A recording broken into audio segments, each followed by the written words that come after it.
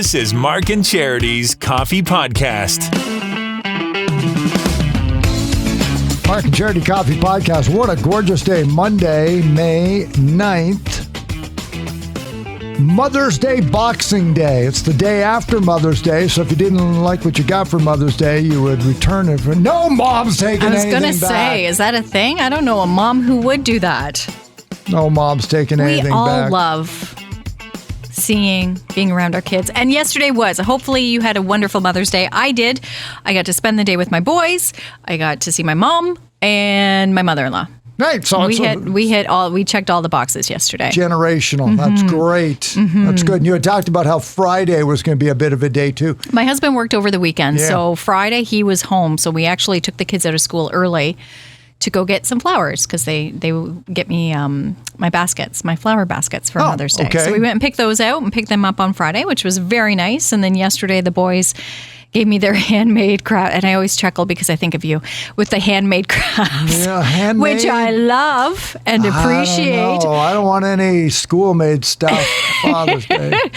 It's always interesting to me because, again, because you mentioned about the surveys, or we were talking about it on Friday about questions kids are asked at certain ages. Yeah. So Ben did that this year and brought it home, and he was so excited, and his teacher said they could do one funny one. And so apparently I yell a lot. The question was, what does mom do a lot of? Or what does mom like to do? And he put yelling. And I looked at him. I'm like, what? And I feel bad because I'm like, is this what my child... He's like, and he starts losing it. He's cracking himself up. He thinks it's the funniest thing. He's like, yeah, teacher said we could do a funny one. That's my funny one. Yeah. I'm like, oh. Yeah. Okay. Come on. Isn't there a little part in the back of your mind that's going, thank God he didn't say drink? There was one year, my favorite drink was a Caesar. Yeah. So we've toned that down. Yeah, with this kind of, so that was very cute. He also thought he was quite smart in making me Mother's Day cards. I have a stack of folded construction paper.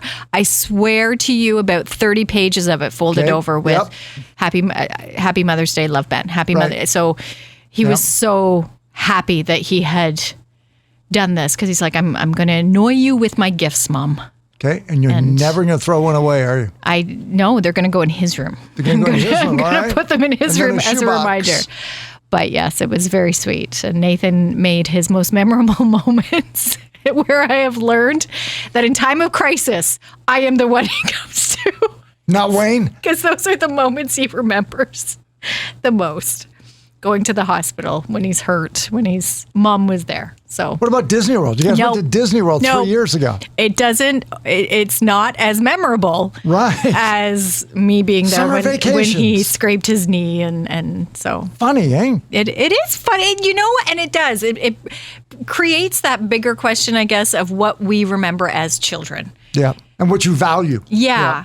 And the perception, the perspective of different situations, because he did mention a time, he says it was last summer, I would have said a couple of summers ago, where he got swimmer's ear. And he did. He had a horrible earache, and I ended up taking him to Emerge while we were on holidays.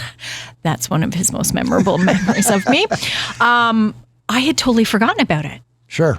I had pushed it away because I remember happier things. But for him... yeah, he remembers that, me taking him to the doctor and getting the medicine and that whole situation. So it made me really think back to situations too and things that I remember. I wonder if my parents remember, or it comes back to what we retain and how we remember it. I was listening to one of my favorite podcasts on Friday, and what it touched on was the actual impact parents have on their children. They said, really, could we quantify if, we say, well, is it, nature or nurture? Mm-hmm. And one of the things they looked at then was, well, the only way we can really know for sure is if you take a look at adopted children who are adopted into richer families or rural families, and then try and get an idea, a sense, right, as to whether, anyway. But all they said when they came out at the end is, they started doing a study where they asked people of their ages. They said, if we look back, what impact did your parents have? And the only thing that really showed quantifiable is when people, even in their 70s, when asked to look back on their parents, the strongest thing they said is, I felt loved. Oh. That was number one. It was never, I was in every sport and they took me everywhere. Yes. All I ever remember when I think back is, boy, they loved me. So when we think about... Well, and I hope, funny, you know what, right? and as a parent, I'm sure you agree, you hope that as long as they feel loved, as long as they feel cared for, and that we're here for them. Absolutely. Yeah, for so sure. if you worry about, I always have to have I always have to keep them active, I want to do this. You know what? At the end, just love them. They'll figure everything else out, and their long-lasting memory will be, I had a great childhood because I just felt loved in my house. Okay, so what if I always wanted a dog, but I didn't get one? But that's not the long-serving memory in their head. Well, then I hope he looks at these trips to the hospital as moments where he was loved. As loving trips to a hospital. Very, very true. Exactly. We spent Mother's Day yesterday at the Allisonville Wellington Elk Lodge 566 for their annual, now that it's back, Mother's Day breakfast. Oh, nice. And it was a thing, like friends of ours brought it up. It's like, we were always going to go and we never go. And it's like, why? Is it so crowded? Do you need a shuttle? Yeah. Like, why is it? It just never happens. Scrambled eggs. You never mentioned the eggs. Bacon on paper plates with plastic cutlery. Donation, pay what you can. You're going to buy tickets for the quilt draw, right? Like this is like port right into my veins. Like, this is what I want. And was it really busy? I was okay. People come and go. Yeah. And lots of people talk. But I would hope it would be. Awesome. I would hope now that things are opening back up good. and it's back, it would be busy. We took pictures of ourselves in front of the sign. Like, stop, right? Like, just stop. And I was still hungry. So I walked up and I said, my wife would like more to eat. And of course, the guys weren't fooled at all. I was like, really? What would she like?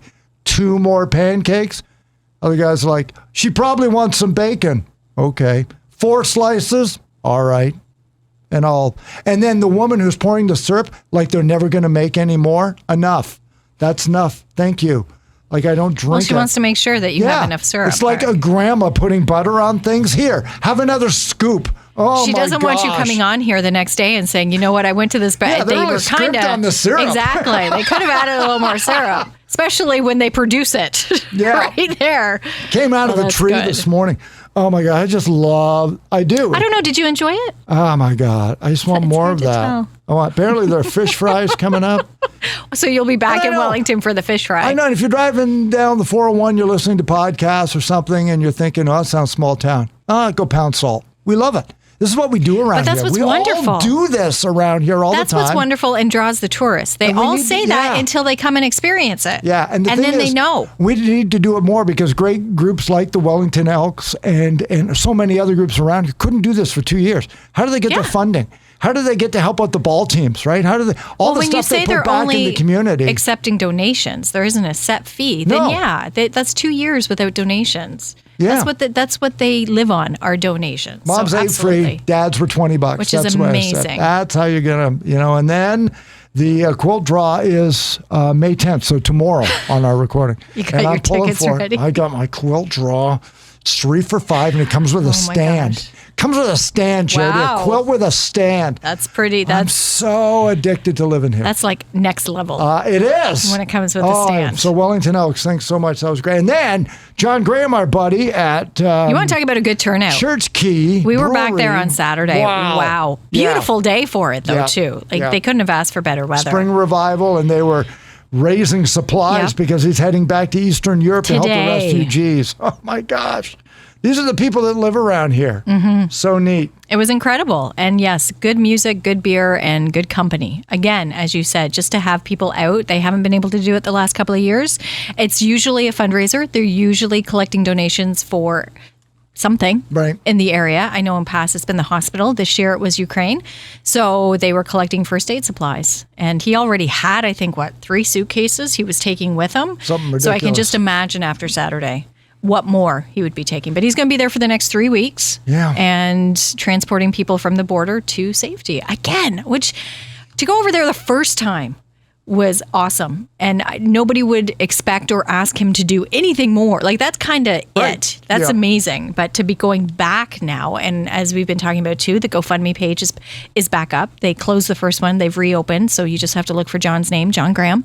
And you can donate money to help offset the cost of the van rental, the gas, and whatever else is needed to make this happen. Got a goal of about 15,000. And the last time he said it cost him about 13, but that's when gas wasn't what it was now. I mean, it was bad. Now it's like real. Like if he gets a diesel one, and diesel's $2.25 here a liter, only imagine what it is in Poland when he sets off from the airport. Exactly. So if there is any money left over, it's going to go to the Red Cross. So it's all like, no, he doesn't keep any of it. It all goes back to doesn't go to him.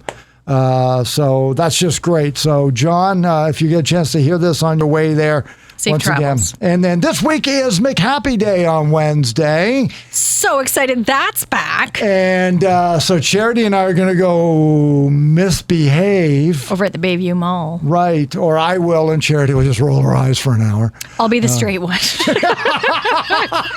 Mark's the goofy one. I play it straight. I'll actually be the buffer and be That's like, right. it's You'll okay. Be like, he's friendly. He's had all of his shots. It's unfortunate when we let him off the leash, he needs to behave this way. I just love McHappy Day too. We're going to help. Who doesn't? To be quite honest, and I love the fact because before it was coffee, Big Mac.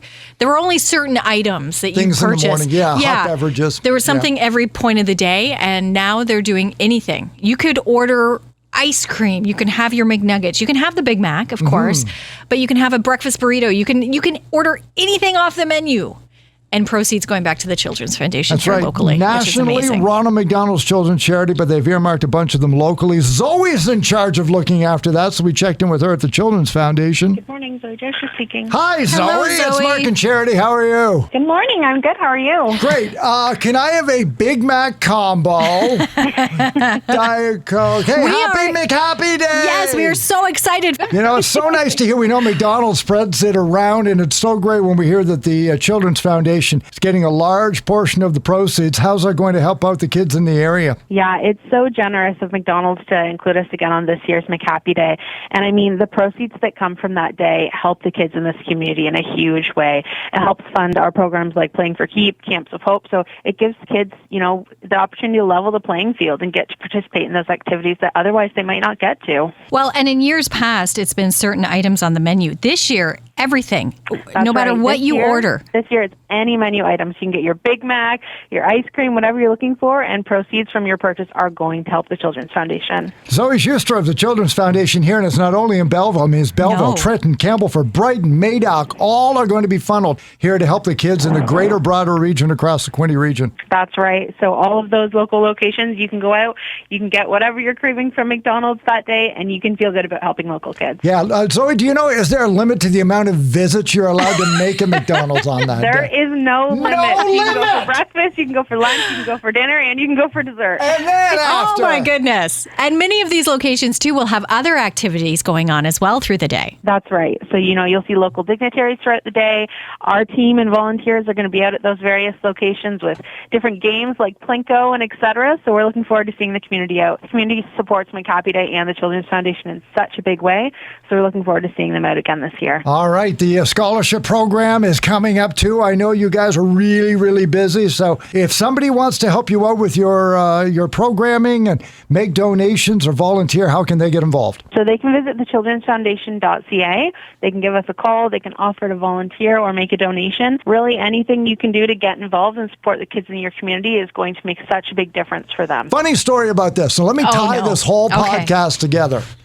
My daughter, who would love going to the Hungerford Fire Department in March for their pancake breakfast. Okay. We would go up. So same sort of thing I talked about with Allisonville. Same sort of stuff we're talking with John Graham.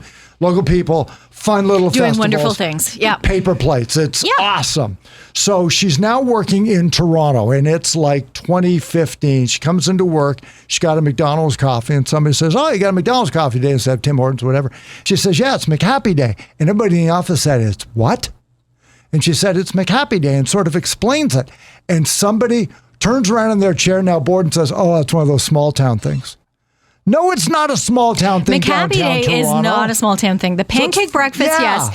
Possibly the spring revival, but McHappy Day is a national So she event. said she was known to all of these people who were born and raised in downtown Toronto that I'm this small town kid who moved to Toronto, and I brought things like McHappy Day with me. What happens on Camp Day? But the same thing to them, it's like whatever. It's just no. Toronto's so big and so kind of gets lost in the hustle and bustle of everything. The helping of the neighbor kind of gets lost in all of that. I mean, I'm not saying they don't care, but when everything is so big and loud and crowded, things like McHappy Day. Do their morning shows go to a McDonald's and I don't think so. Collect donations in the drive-thru? However, run up to the window and their morning shows have people.